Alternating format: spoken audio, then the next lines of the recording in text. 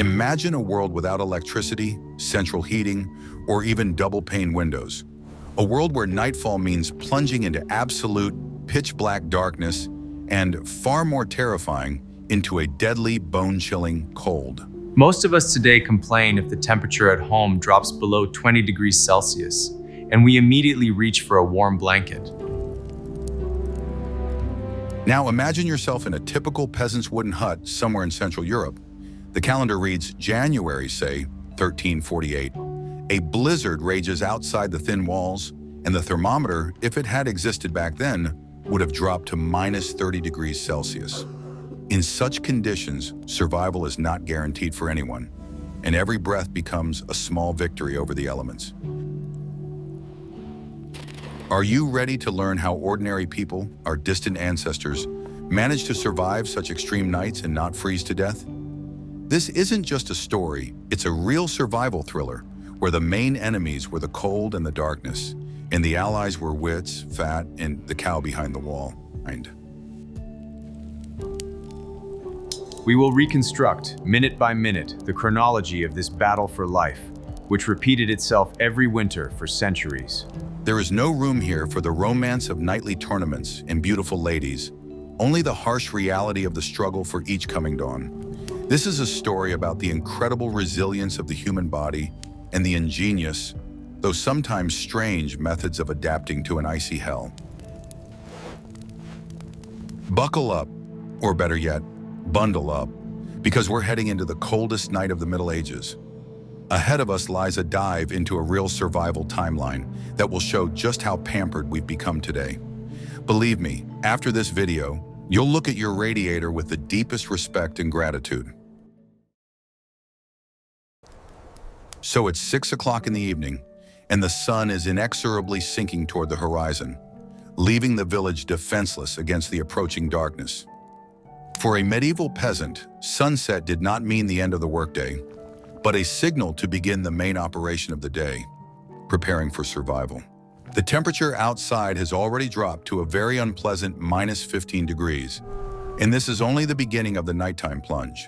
The wind, which had been sweeping across the fields, begins to howl between the snow-covered roofs, searching for the slightest cracks in the walls of the dwellings. Inside the hut, it is still relatively warm thanks to the day's fire still smoldering in the hearth. But this warmth is deceptive and fleeting. The head of the family realizes they have at most an hour to turn this flimsy structure into an impregnable fortress against the cold. Every family member knows their role in this ritual, perfected over centuries, for any mistake or laziness could cost everyone their lives. The older children head out to the yard to fetch the last armfuls of firewood and peat for the night's hearth, stacking them close to the fire to dry. The women hurriedly finish the final preparations for dinner, which must be especially hearty and high in calories today. The head of the family personally inspects the entire house, checking the condition of the walls and sealing all the ventilation openings that were used in the summer. Tension hangs in the air, mingled with the smell of smoke, dry grass, and the coming ordeal of the cold. The animals in the yard also sense the approach of the icy darkness and begin to moo and bleat restlessly, begging to be led into the shelter. The village falls silent, sinking into anticipation of the longest and coldest night, when all life shrinks to the size of a single hearth. The countdown begins, as with every passing hour not only the temperature drops, but so do the chances of a favorable outcome. But here's what's truly interesting, and something we rarely consider in the context of the Middle Ages. Peasants understood perfectly well that heating a house from the outside was a futile endeavor and an extreme waste of firewood. Defeating minus 30 degrees outside with only an open hearth is simply impossible, no matter how hard you try. So they acted more wisely. They fired up the internal furnace of their own bodies. Yes, that's right. The main source of heat that night was not firewood, but the people themselves. And for this, they needed a very special fuel, which a modern nutritionist would call a real nightmare. Right before bed, the whole family would sit down at the table to eat an extreme amount of calories. This wasn't a light dinner. It was a strategic energy boost before a long and cold battle. The main dish was always a thick stew called pottage, and it was perhaps the most important dish of the winter. It was made from whatever had been preserved since autumn: dried beans, peas, grains, and, most importantly, a huge amount of lard. They threw in the fattiest cuts of meat if they had them, and if not, they simply added spoonfuls of rendered fat. In the Middle Ages, fat was not the enemy of one's figure, but the main ally in the fight against cold and hunger. To give you an idea of the scale, this dinner could easily exceed the daily calorie intake of a modern person. Sounds wild to us who are used to light salads at night, doesn't it? But medieval peasants knew what they were doing. Their experience had been paid for with the lives of many generations. But it wasn't just about the soup. After all, they needed something to wash it down with. And they didn't wash it down with water, but with warmed ale or cheap wine, to which spices were often added.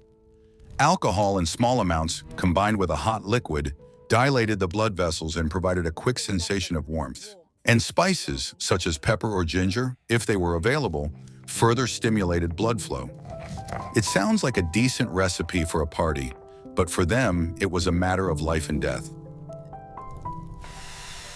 This dense, fatty, and hot food triggered a powerful thermogenic process in the body. The body began to generate a tremendous amount of heat simply to digest all that richness. Modern scientists confirm this fact. Digesting proteins and fats raises body temperature much more than carbohydrates do. Medieval people didn't know the word thermogenesis, but they knew perfectly well that after a meal like this, it was much warmer to go to sleep. This was their way of creating an internal heat reservoir that would keep them warm from the inside all night long. Without such a calorie-packed meal, no fire in the hearth could have saved them from freezing to the bone. So dinner was not just a meal, but the first and most important line of defense in the battle against the cold. They literally ate warmth so they could release it over the long hours of icy darkness. While some tended to the internal furnace, other family members waged an equally important battle on the external front. They worked on insulating the house, and believe me, it was a true art of survival in the absence of modern materials. A medieval peasant had no double-paned windows, mineral wool, or construction foam. Moreover, most of them didn't even have ordinary glass, which in those days cost a fortune. A glass window in a peasant's hut was just as absurd as a gold toilet in a modern Khrushchev-era apartment. But the cold outside was very real, minus 15 degrees and dropping rapidly. How did they manage to block the icy air from entering through the window openings? The solution was simple, crude, yet surprisingly effective for its time. At night, the window openings were tightly sealed with massive wooden shutters that were locked with heavy bolts. These shutters were made of thick planks and on their own retained heat quite well, creating an air gap. But instead of glass, people in the Middle Ages often used completely unexpected materials that would horrify a modern person. The most popular option was a bull's bladder, which was stretched over a wooden frame. Of course, this wasn't glass. It let in very little light, and the view from the window was murky, but it provided perfect protection from the wind. If a bladder wasn't available, people used oiled cloth or even parchment, which also did the job quite well. Sounds strange, doesn't it? A bladder instead of glass. But when it's 30 below, you won't care about the view from the window. The main thing is that the wind doesn't blow in low. However, covering the window with a bubble or shutters was only half the battle, since there were still cracks. And cracks in medieval wooden architecture were everywhere. Between the boards of the shutters, in doorways, between the logs of the walls. An icy draft seeping through such a crack could blow away all the heat accumulated by the hearth in a matter of minutes. Therefore, the battle against drafts was no less important than the battle for firewood. And here, the simplest and most accessible materials, which every peasant had at hand, came into play. Every tiny hole and crack was plugged with dry moss, which absorbed moisture perfectly and did not let air through.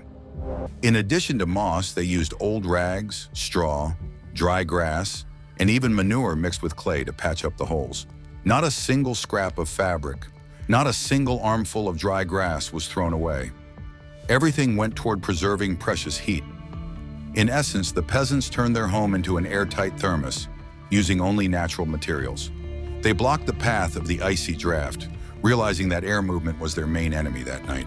Modern builders call this sealing the thermal envelope. while medieval people simply called it survival. They plugged the holes with moss and old pants so they could wake up alive in the morning. And it worked, creating a microclimate inside the house that, though far from comfortable, kept them from freezing. So preparing for the night was a comprehensive process. Warmth inside the body and reliable insulation on the outside. It is 8 o'clock in the evening. The sun set long ago, and the village is completely shrouded in darkness. Outside, the frost grows more intense with every passing hour, and the temperature has already dropped to minus 22 degrees. Inside the log cabin, preparations are complete. Dinner has been eaten, the windows sealed, and the cracks plugged with moss and rags. It is time for lights out, but that does not mean people simply go to sleep, as we do today. For a medieval person, sleep in winter is not rest, but a transition to a state of maximum energy conservation. Activity in the house ceases, all conversation dies down, so as not to waste extra oxygen and energy. The family prepares for a long, passive battle against the cold that will last more than 10 hours. This is a time when every degree of body heat is worth its weight in gold, and it must not be wasted. By now, the hearth in the center of the room is no longer burning with a bright flame, but has settled into a slow smolder. The smoke escapes through a hole in the roof, carrying some of the heat with it, but leaving behind a suffocating smell and soot. The only light in the hut comes from the dim flicker of the coals, revealing the silhouettes of people and objects in the darkness. The head of the family makes a final round, checking to see if the doors are tightly closed and the shutters on the windows securely locked. Everyone knows that their lives now depend on how well they have prepared and how tightly they huddle together. Silence descends, broken only by the crackling of coals in the hearth and the howling of the wind against the thin walls. The family enters a state of waiting, where time drags on endlessly, and the frost outside grows ever more bitter. And here we come to one of the most astonishing facts of medieval survival, which today would seem like a barbarity to us. In many regions of Europe, especially in the north, peasants built so-called barn houses or longhouses. It sounds strange, but it was a brilliant architectural solution for coping with extreme cold. In such a house, both people and all their livestock, cows, sheep, pigs, lived under one roof. The animals were brought right into the living quarters, separated from the human side only by a thin wicker partition or a low wall. You might ask, why? After all, that means smells, dirt, noise, and a whole lot of inconveniences for daily life. But the answer is simple and ingenious in its brutal pragmatism. Livestock generates a tremendous amount of heat. A single cow produces as much heat in a day as a small electric heater with a capacity of 1 to 2 kilowatts. And if you have several cows, a couple of sheep, and a pig in your barn, you get a powerful organic heater. This entire living heater worked around the clock, absolutely free of charge and without requiring firewood. The smell of manure and animals was the inevitable price to pay for not freezing to death in minus 30-degree weather. A medieval peasant had to choose between the scent of Chanel No. 5 and the chance to wake up alive in the morning, and the choice was obvious. Besides, having animals in the house provided excellent protection against theft, since in the Dark Ages, stealing a cow from a barn was easier than easy. And when she's sleeping right behind your bedroom wall, you'll definitely hear if someone tries to take her away. But the main function of livestock in winter was heating. They were part of the home's integrated survival system. Modern scientists call this the use of biomass for heating, but farmers simply knew that sleeping with a cow was warmer. The animals breathed, digested food, and gave off body heat, and all that heat rose upward, warming the air in the human half of the house. So the barn house was not a sign of poverty, but a sign of ingenious adaptation to the harsh climate. Living in the same room as a cow? Sounds awful. Dying of cold? Even worse. But living heaters behind the wall were only part of the system for retaining body heat, since people still needed to sleep somehow. And here we come to the next important rule of medieval survival. No one slept undressed. The idea of night pajamas, or, even more so, sleeping naked under a light blanket was absolute nonsense and a surefire way to catch pneumonia. People went to bed wearing several layers of clothing, turning themselves into veritable woolen bundles. In the Middle Ages, clothing was not a means of self-expression, but armor against the cold. And in winter, this armor was particularly multi-layered. Each layer performed its own specific function within the body's overall thermal insulation system. First, they put on linen undergarments, which, though coarse, absorbed sweat well and kept the body from getting wet. Over the linen, they wore a woolen shirt, then another, and if it was very cold, they also wore the outer garments they wore during the day. They put on thick woolen stockings, sometimes several pairs at once, and always covered their heads with a bonnet or cap. The head is the main source of heat loss, and medieval people understood this perfectly well, never leaving it uncovered. And all this clothing was made of coarse, undyed, prickly, but incredibly warm wool. Compared to modern synthetics, medieval wool was a true technological marvel. Wool has one unique property that makes it the ideal material for survival in extreme conditions. It retains body heat even when it becomes damp from sweat or condensation, which inevitably formed in a poorly ventilated hut. Modern fleece jackets and thermal underwear work on the same principle, but medieval people arrived at this conclusion empirically centuries before the advent of outdoor brands. They slept in woolen armor, knowing it was their last line of defense if the fire in the hearth went out. Itchy, smelling of sheep and smoke, this clothing saved lives by trapping precious, body-warmed air right against the skin. So if you complain that it's uncomfortable to sleep in pajamas, imagine having to sleep in 3 wool sweaters and a hat. But even the living cows behind the wall and several layers of wool on the body did not guarantee survival on one's own. And here we come to the main secret of medieval sleep, which today would seem to us the height of indecency, or at the very least, extreme discomfort. To survive a freezing night, the whole family, and sometimes hired workers, would go to sleep together in a single wide bed or on straw mattresses pushed together. The idea of personal space in a separate room for each family member is a luxury that has emerged quite recently by historical standards. In the Middle Ages, sleep was a communal activity where each person was not just a sleeping body, but a source of warmth for their neighbor. People slept pressed tightly against one another, their limbs literally intertwined to minimize heat loss. This phenomenon can be called the penguin effect, where animals huddle in a tight flock to keep warm in the Antarctic cold. Medieval people did the same. They shared their body heat with loved ones, realizing that this was the only way to survive. Children and the elderly, being the most vulnerable, lay in the center, while the stronger adults positioned themselves at the edges, creating a living thermal shield. And it worked surprisingly well.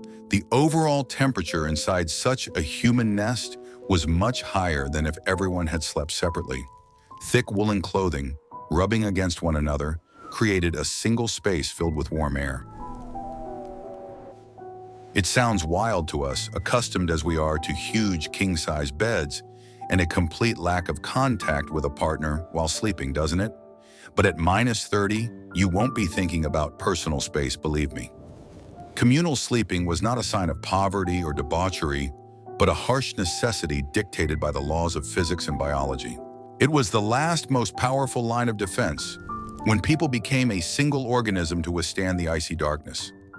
They breathed the same air, shared the same warmth, and it was precisely this unity that allowed them to survive until dawn.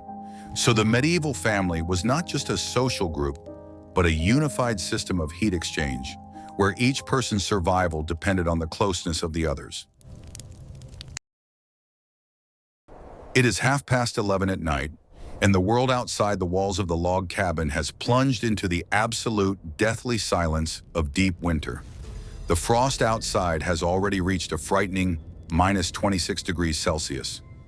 Inside the house, everyone is sleeping huddled together, warming each other with their bodies while the cow behind the wall lazily chews her cud, adding warmth.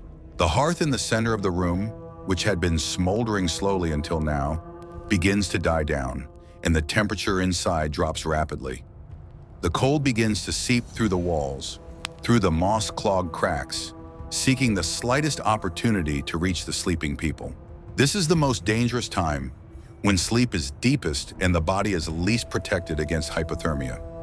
If the fire goes out now, By morning, the hut will turn into an icy tomb from which no one will emerge alive. At this hour, the one whose turn it is to keep watch by the fire wakes up, and this watch is the most important mission of the night. Overcoming the urge to burrow deeper into the warm pile of bodies, the person crawls out from under the blankets into the icy air of the room. The embers in the hearth barely glow, covered in gray ash, and give off almost no heat. The person on duty carefully stokes the embers, trying not to stir up too much dust that would settle on the faces of the sleepers. The air in the hut is heavy, filled with smoke, the smell of burning animals and unwashed bodies, but it is the smell of life. Outside, the wind howls as if angry that it cannot break through and extinguish this last bastion of warmth. The battle for the fire is entering its decisive phase, and the fate of the entire family depends on the watchman. But before we talk about night watches, let's take a look at the very mechanism of medieval heating. The classic stoves with chimneys that we are accustomed to were almost nowhere to be found in the early and high Middle Ages. Smoky or open hearth heating was the standard for most peasant huts for centuries. This meant that the fire burned right in the center of the earthen or stone floor, without any chimney or vent. All the smoke, soot, and fumes rose upward, filling the entire space under the ceiling, and escaped through an opening in the thatched roof. Living in such a house meant constantly breathing in smoke, having walls and ceilings blackened by soot, and eyes that were perpetually watering. But this seemingly barbaric system had its own hidden, ingenious advantages that we are unaware of today. The open hearth provided not only heat but also light, which was the only source of illumination during the dark hours of the day. Furthermore, the smoke filling the upper part of the izba served as an excellent antiseptic and preservative. Meat and fish were smoked in it, hanging from the ceiling. The smoke repelled insect pests and disinfected the straw on the roof. But most importantly, the heavy stones laid around the fire accumulated heat from the flames and slowly released it throughout the night. This was the prototype of a modern heat-retaining stove, only in its most primitive, natural form. The stones heated up during the day and worked as hot water bottles at night, preventing the temperature from dropping below a critical level. So, the central open hearth was the heart of the medieval home, its main source of life and, at the same time, a source of constant discomfort. Medieval people literally lived in a smokehouse, but this smokehouse saved them from freezing to death. They had to choose between clean air and the chance of not freezing to death, and the choice was obvious. At minus 30 degrees, smoke in your eyes is the least of your problems, believe me. The smoke rose upward, creating a warm air cushion under the ceiling, which also acted as insulation. And this entire system, crude and primitive as it was, functioned with surprising efficiency, allowing people to survive in conditions that seem impossible today. It was an architecture of survival, where every element, even the most unpleasant ones, had a specific function. But this system worked only under one condition. The fire in the hearth could not be left unattended for even a minute. And this brings us to the next extremely important fact of the medieval survival timeline. Night watch by the fire. The head of the family, the eldest sons or hired workers, took turns staying awake to stoke the fire all night long. This was not a voluntary activity. It was a sacred duty upon which the lives of all those sleeping depended. Anyone who fell asleep on duty risked not only their own life, but also the lives of their mother, wife, and children. A mistake here was tantamount to murder, and the attitude toward it was accordingly harsh and uncompromising. The fuel used at night was not ordinary firewood, which burns quickly, but very special materials capable of providing long-lasting, steady heat. The ideal option was peat, which in the Middle Ages was harvested from bogs and dried. It burned slowly, giving off a lot of heat and little flame.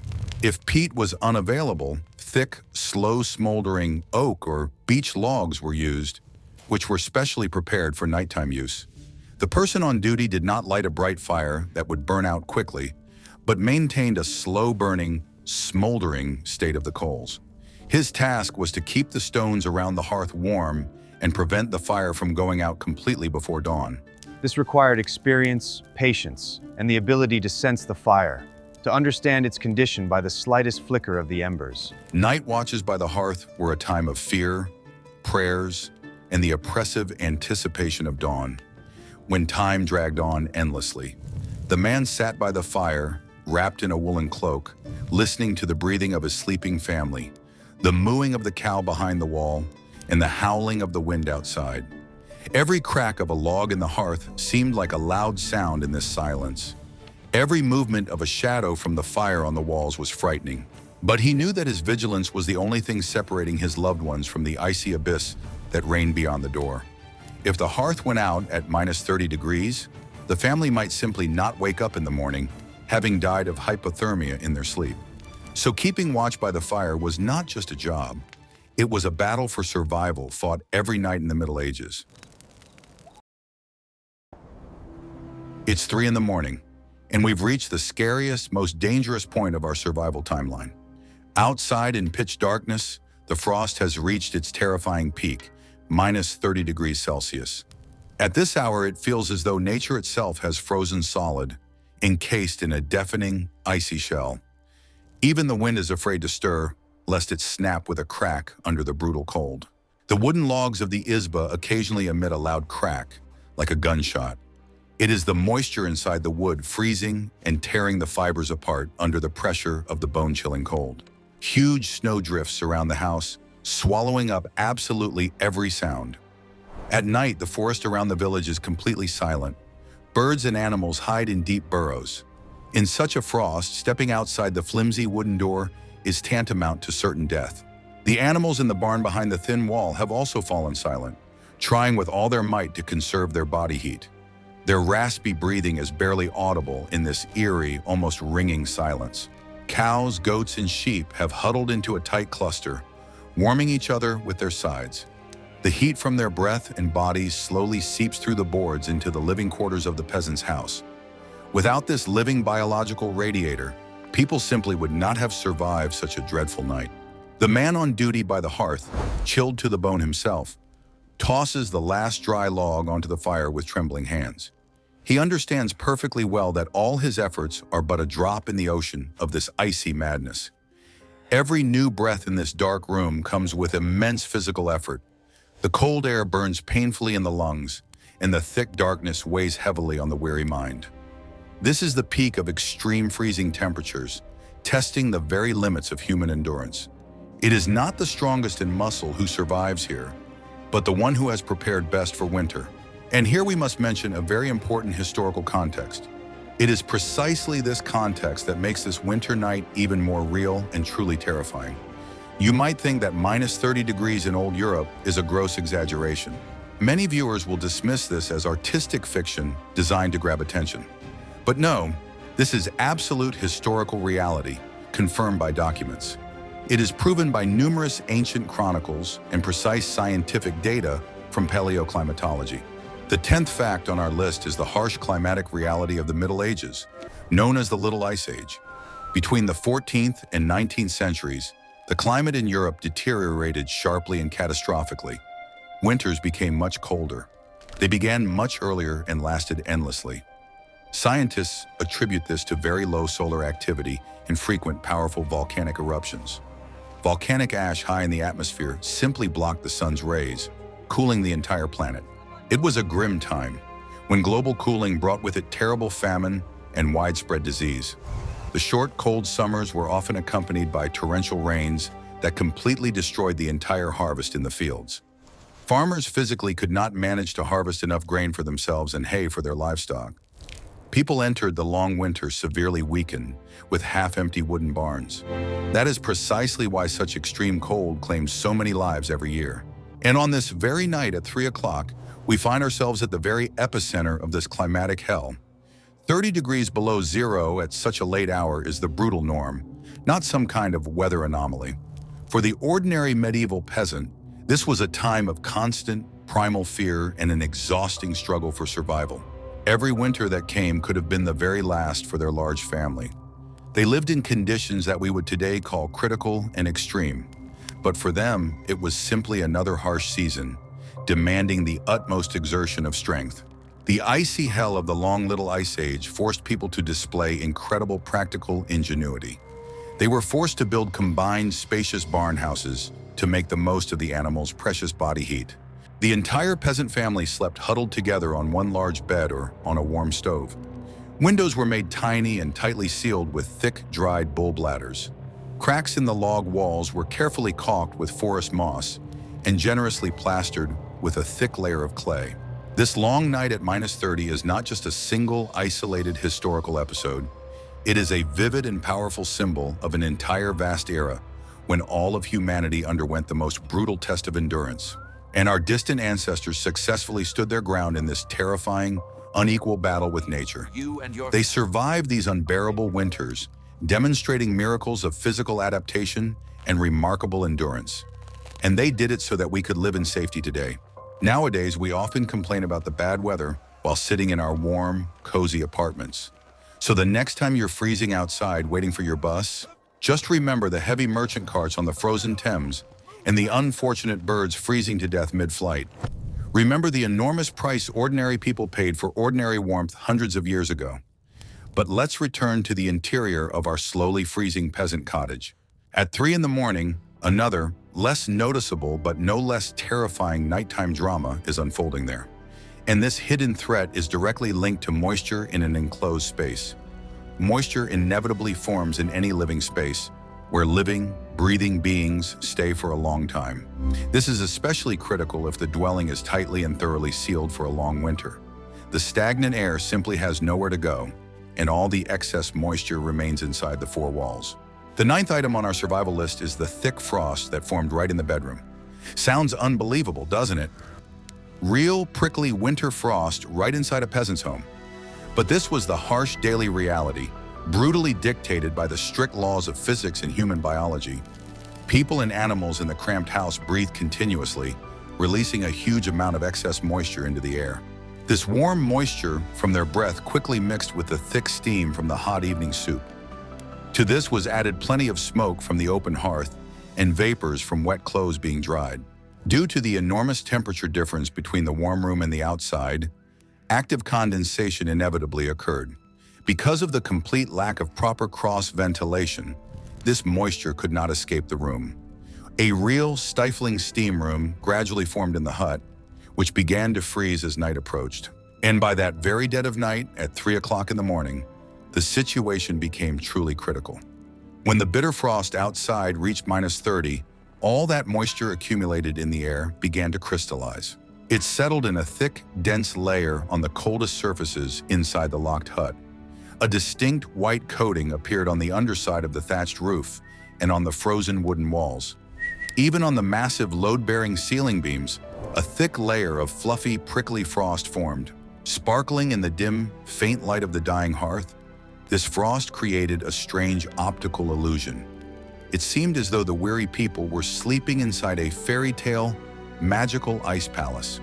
But this beautiful winter fairy tale was, in fact, a deadly trap. The frost formed not only on the frozen walls and wooden ceiling beams, it settled as a thick, damp layer on their outer garments and coarse woolen blankets. White, cold crystals covered even the hair and thick beards of the fast-sleeping people. Their hot, moist breath turned almost instantly into sharp ice needles in the bitter cold. This frozen ice covered their pale, weary faces like an eerie white mask. The sleepers seemed like an organic part of this silent and terrifyingly cold, icy realm. It was a chilling sight, sleeping people covered in frost, like living corpses in a crypt. This constant high humidity, which turned to ice at night, was a huge systemic problem. It made the stuffy air inside the room very heavy and extremely difficult to breathe easily. All their everyday woolen and linen clothing gradually became uncomfortably damp and very cold. When the frost on the roof predictably began to melt from the heat of the hearth during the day, a steady dripping would begin. The icy water dripped steadily straight down, soaking right through the dry straw on the floor. The peasants' bedding always remained slightly damp, which completely deprived them of normal, restful sleep. Medieval nighttime sleep was not only bone-chillingly cold, but also extremely damp. This only exacerbated the already dire situation and greatly increased the risk of dangerous lung diseases. Frost inside the house was a sure and reliable sign that the insulation system was actually working. The house managed to retain precious heat, but the price paid for this was far too high: their own health. People were forced to live inside a kind of giant wooden thermos. And every night, this very thermos would become covered with a thick crust of ice on the inside. The peasants had to constantly battle both the corrosive condensation and the bone-chilling cold at the same time. It was a hard and exhausting life, pushed to the very limits of human endurance. Every breath was a struggle, and every crystal of frost on the wall served as a reminder of the deadly danger outside. It is 6:30 in the morning, and the sky in the east is slowly beginning to lighten. It is gradually turning shades of cold gray and pale blue, heralding the start of another difficult day. The winter night, which had seemed utterly endless to the people in the darkness, is finally coming to an end. For a medieval peasant, surviving until this dawn is already a tremendous and most significant victory. Each such dawn was perceived as a true gift of fate and the mercy of higher powers. People sincerely believed they had survived the most terrible ordeal of darkness and freezing cold. Outside, the frost has retreated only slightly under the onslaught of the timid morning light. However, the temperature still hovers at a terrifying -28 degrees Celsius. Inside the cramped wooden hut, a truly deathly cold reigns, penetrating to the very bones. A thick layer of frost on the frozen walls begins to sparkle slightly and thaw almost imperceptibly. This is caused by the first dim rays of the winter sun, struggling to break through the narrow cracks in the wooden shutters. The air inside remains heavy, damp, and searingly icy with every breath. The hearth in the center of the single room has long since gone out, leaving not even a faint smoldering ember. Over the long hours, it has turned into a useless pile of cold gray ash. The large stones around it have cooled completely and no longer give off any heat into the room. The sleeping peasant family begins to wake up very slowly and reluctantly. People struggle to emerge from beneath the protective pile of old blankets and coarse animal skins. This is a true moment of truth for every inhabitant of this frozen peasant home. Every open eye and every rasping breath serves as living proof of a miracle. It means that through their combined efforts, they managed to survive this terrible and merciless night. People wake up still wearing the same layers of outer clothing they slept in the night before. Their movements, stiff from sleep, are severely restricted by the cold and their shared exhaustion. Every family member's breath instantly turns into thick white vapor. The head of the family, having woken up, first silently goes around to check on all his household members. He carefully checks to see if everyone has safely survived the darkness, if everyone has managed to wake up. The father examines the children's faces and hands especially carefully to spot any dangerous signs of frostbite in time. In such extreme conditions, small children were always at the greatest risk. Suddenly, a loud, drawn-out mooing of a cow echoes from behind the wooden partition. At that moment, it sounds to the shivering people like the most beautiful music in the world. This mooing means that their enormous living heater and main provider has also survived safely. A new winter day begins, one that will surely be no less difficult than the night that has passed. But the very fact of dawn offers a faint hope that the sun will warm their world, if only a little. The farmers have successfully weathered a temperature drop to -30 degrees in complete darkness. They have bravely stood their ground in this unequal battle against the merciless winter elements. This can rightly be considered the greatest achievement of their lives over the past freezing day. But it's too early to relax, because the harsh winter has no intention of ending yet. Ahead of these resilient people lie many more nights like this, filled with paralyzing fear and bitter cold. They must gather all their remaining strength to continue their daily struggle for survival. And here we come to the 11th fact of our survival timeline. This historical fact perfectly and vividly illustrates the harsh reality of medieval life in winter. You might think that upon waking, people immediately went about their business, just as we do today. But no, in the Middle Ages, peasants lived at a completely different, slower pace during the winter. Historians and anthropologists can quite rightly call this unique rhythm a kind of winter hibernation. Winter days were incredibly short, and there was a catastrophic lack of natural sunlight. There was simply no heavy labor to be done in the frozen, snow-covered fields at this time. A person's main and only task was to conserve as much vital energy as possible, People tried to conserve their strength by any means available, just to make it through to spring. That is precisely why the peasants, exhausted by the cold, slept much longer in winter than during the warm summer months. They allowed themselves to wake up only with the arrival of full and clear dawn. During the short daylight hours, they consciously minimized absolutely all physical activity. Long sleep was an excellent natural way to expend significantly fewer precious calories. It was the most important biological mechanism for the body's successful adaptation to such harsh climatic conditions. A cold winter morning did not begin with an invigorating warm shower and a cup of aromatic coffee. It began with the heavy, monotonous, and routine work of bringing the entire household back to life. The first serious challenge awaiting every waking peasant was always plain water. In the gloomy Middle Ages, of course, there was no centralized water supply. Heavy water was carried by hand every day from a frozen well or by cutting a hole in the river. Supplies of this precious liquid were carefully stored in large wooden buckets right inside the living hut. And you won't believe it, on that night, with temperatures at -30 outside, the water froze in the buckets right inside the house. Ice even formed in the dishes, standing just a couple of meters from the cooled-down hearth. This is perhaps the best and most vivid indication of just how unbearably cold it was indoors. The frost took its toll, despite all the desperate evening efforts people made to heat their homes. In the morning, a weary peasant would wake up to a frightening sight. The water in a large wooden bucket had turned overnight into a solid block of ice, impossible to use.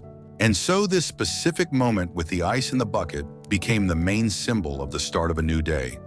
A day that would once again be filled to the brim with the arduous daily struggle for survival. The morning did not begin with the pleasant and refreshing face washing we are accustomed to. It began with the frozen peasant picking up a heavy metal axe. Swinging it with all his might, he split the thick ice right inside the wooden bucket. The sharp shards of broken ice were then carefully gathered into a sooty metal pot. This pot was placed over the newly stoked coals in the frozen stone hearth. Only in this way could the frozen block be melted and a sip of precious drinking water obtained. This laborious procedure was inevitably repeated every early frosty morning, without exception. It was an integral part of the winter routine, incredibly exhausting and physically demanding. For them, it was as natural and routine as it is for us today to press the button on an electric kettle. Living in a wooden house where drinking water freezes overnight right in the bucket is a terrible ordeal. Starting each new day by chopping hard ice with a heavy axe is a harsh reality. Realizing how harsh those living conditions were makes any modern person feel truly horrified. We've grown too accustomed to constant warmth, comfort, and easy access to clean hot water. But for medieval people, this was simply a morning on an ordinary winter day that they managed to survive. So, we have reconstructed, minute by minute, the chronology of one of the most ordinary and, at the same time, most extreme nights in a medieval village at -30 degrees. It was a time when survival was not just a word, but a daily, hourly battle requiring total dedication, resourcefulness, and incredible resilience. We saw how ingenious, albeit primitive, methods of adaptation allowed people to withstand the icy hell of the Little Ice Age.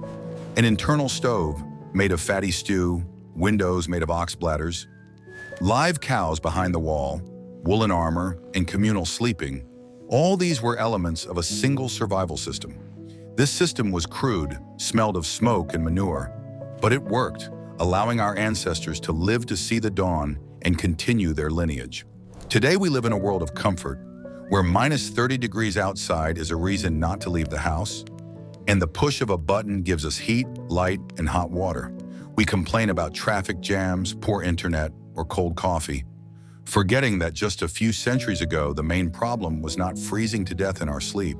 The medieval survival timeline reminds us of how thin the line is between civilization and the wild, and how great the resilience of the human spirit is.